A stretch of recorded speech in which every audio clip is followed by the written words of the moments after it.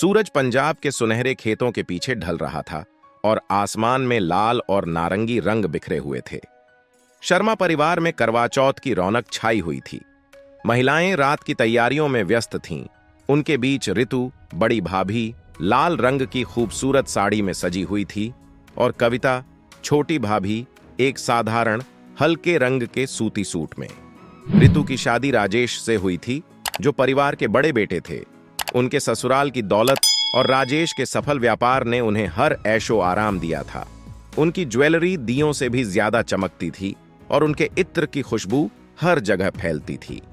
वहीं कविता, जो राजेश के छोटे भाई रवि की पत्नी थी, एक साधारण जीवन जी रही थी। रवि सरकारी दफ्तर में क्लर्क थे और उनकी आय परिवार की जरूरतें पूरी करने के लिए मुश्किल से पर्याप्त थी। कविता की कोमल आंखों में दया थी, लेकिन उनमें अक्सर अधूरी इच्छाओं का बोझ भी झलकता था।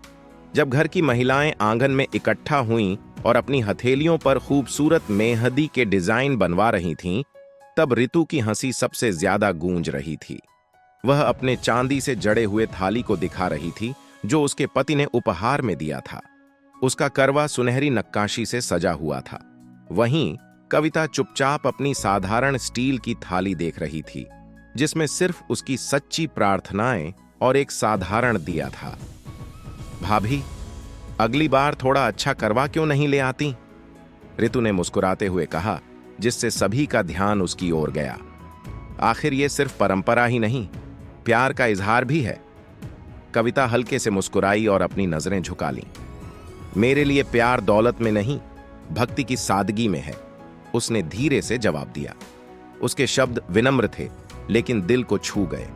रात बढ़ी और महिलाएं करवा चौथ के रीति रिवाजों, हंसी मजाक और उपवास से पहले के भोज में व्यस्त हो गईं।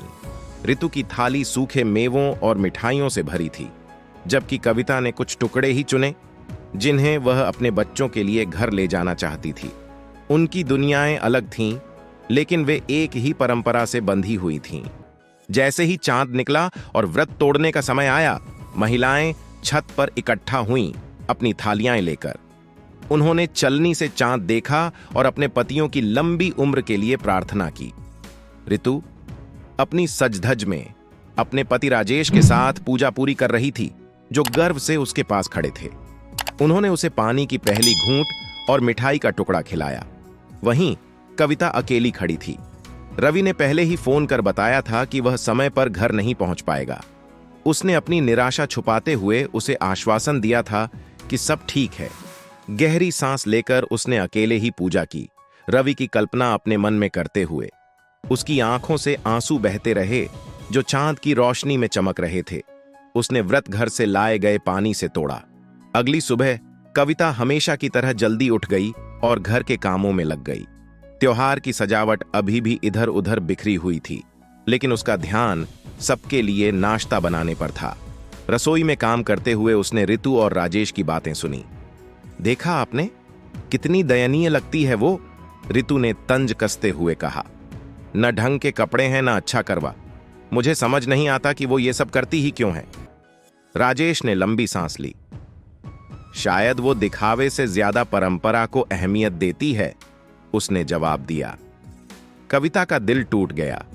उसने पहले भी ऐसी बातें सुनी थीं, लेकिन उसने उन्हें कभी खुद पर हावी नहीं होने दिया। वह काम करती रही, उसके इरादे और मजबूत होते गए। शाम को जब ऋतु अपने गहनों और राजेश से मिले महंगे उपहारों को दिखा रही थी, कविता अपने छोटे से घर लौटी। रवि ने उसे एक सादे मिट्टी के करवे के साथ स्वागत किया। मुझे माफ करना कि मैं कल रात नहीं आ सका, उसने कहा। उसकी आवाज में अपराध बोध था। ये तुम्हारे लिए लाया हूं। मुझे पता है ये ज्यादा नहीं है। कविता की आंखें भर आईं। ये बहुत खूबसूरत है, उसने फुसफुसाते हुए कहा। उसकी आवाज कांप रही थी।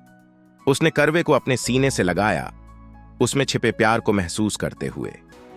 उस रात कविता खिड़की के पास बैठकर चांद को देख रही थी। जीवन कभी आसान नहीं था, लेकिन उसकी ताकत छोटे छोटे पलों में खुशी और साधारण इशारों में प्यार खोजने की थी। उसे दौलत की जरूरत नहीं थी। उसका अटूट विश्वास और रवि का निःशब्द प्यार ही उसके लिए काफी थे। उधर शर्मा परिवार के बड़े घर में रितु अपने खजाने के बीच बैठी थी, लेकिन उसका दिल खालीपन महसूस कर रहा था। उसने राजेश को देखा, जो अपने फोन में व्यस्त था, और महसूस किया कि प्यार को सोने में खरीदा नहीं जा सकता। उनके जीवन के इस अंतर में एक सच्चाई उभर कर आई। दौलत किसी को सजा सकती है, लेकिन आत्मा को समृद्ध करने के लिए केवल सच्चा प्यार और सादगी ही काफी है। अगर अभी तक मेरे चैनल को सब्सक्राइब नहीं किया है तो प्लीज कर लीजिए और इस वीडियो को लाइक और शेयर करना मत भूलिए।